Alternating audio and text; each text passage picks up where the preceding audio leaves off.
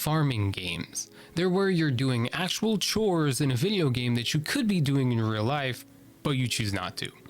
Why would that be any fun? Why would anyone want to spend any time doing any of that? I personally have over like 100 hours in Stardew Valley, but I know people who have 200, 300, 400 hours in that game. I even also have multiple hundred, I don't even know how many hundreds of hours I've spent in Harvest Moon and Rune Factory, those types of games as well. But why? What is it about these games that just make me and millions of other people want to keep putting more and more time into them? Is it because we have this secret interest in farming? I don't think so. Let's go ahead and find out, but first we're going to look at the neuroscience behind why addiction occurs in the first place. Let's talk about the brain's reward center. Gaming addiction tends to be a little more subtle than an actual substance like alcohol, mainly because you're not actually introducing any chemicals that stimulates your brain's reward center.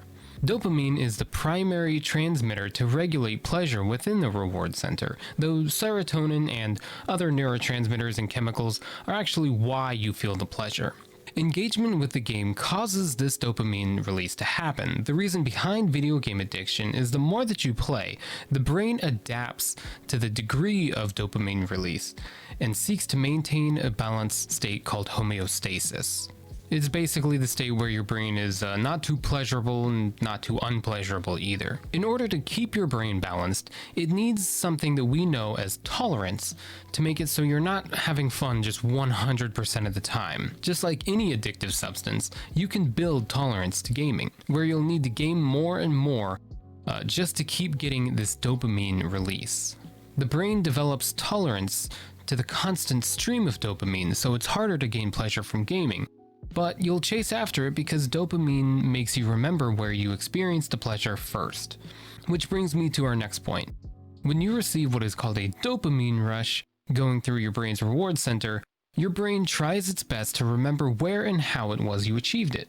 Dopamine helps your brain take note of what triggered the pleasurable sensation. I.e., was it substance or was it a behavior? It also takes note of cues in your environment, like was it night or was it day? Was it quiet, or was it a loud place? Your brain puts attention on what causes these dopamine rushes, which can be attributed to why you tend to remember pleasurable experiences and situations as opposed to random or inconsequential ones.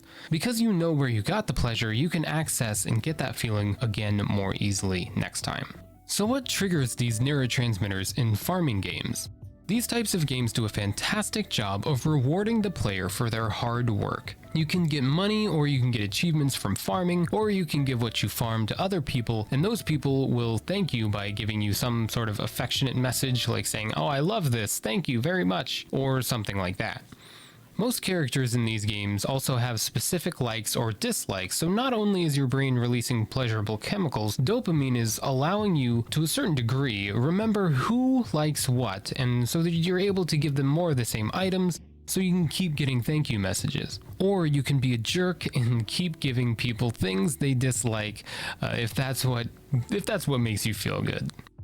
Similar things happen when you make a lot of money off of certain items or a group of items through the process of shipment. This can keep driving you to farm more and more so you can give your items to people or ship them so you're able to make a boatload of money. Most of these games also allow you to get married to an NPC, and if winning the affection of a man or woman in a video game is how you get the reward center of your brain fired up, then hallelujah, you have that ability. There are also 4 aspects of gameplay that I want to talk about that contribute to the longevity of playtime and your likelihood to play the game in the first place. They're independence, continuity, the fact that you can play as someone you're not, and accomplishment. Let's talk about independence first. You get to your farm and you're by yourself. No one is around to make decisions for you. No one makes you do anything outside of the very beginning of the games typically. Your decisions are your own and yours alone. You can decide to fulfill the requests that people give you, or you can decide to just make a boatload of money, or you can spend all of your time socializing and becoming friends with everyone. These types of games let you do pretty much whatever you want, whenever you want. Next point was continuity. One thing always leads to another. You wake up, you harvest the plants, you sell the plants, you get more seeds, and then guess what? You plant them. You go mining and get minerals like bronze, iron, or gold, so you can upgrade equipment and then proceed to mine more and more minerals. All of that along with discovering new monsters. You need to kill the new monsters, which leads to even more desire to make stronger weapons, which leads to even more mining and smithing. These sorts of games have a way of making you play the game more because you're always trying to do something.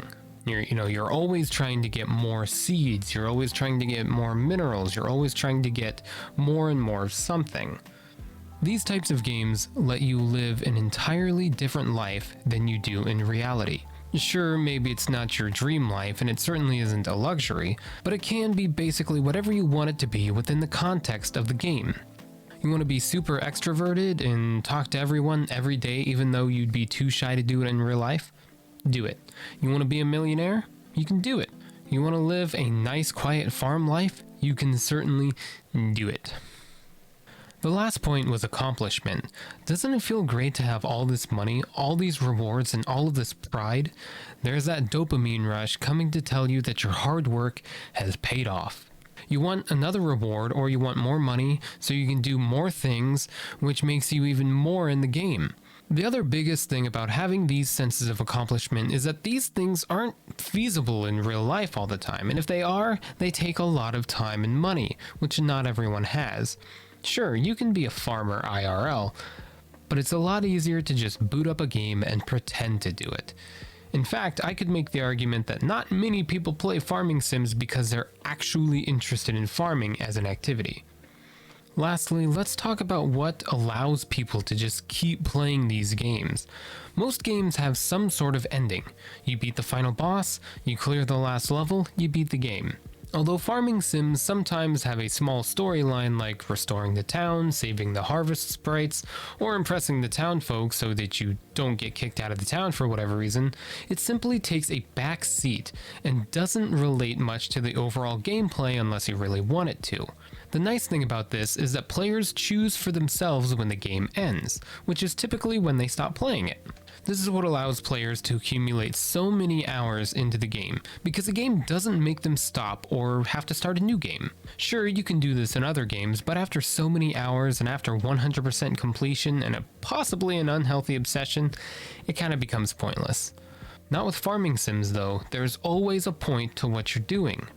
You can always get more money and maintain a successful job like you would in real life.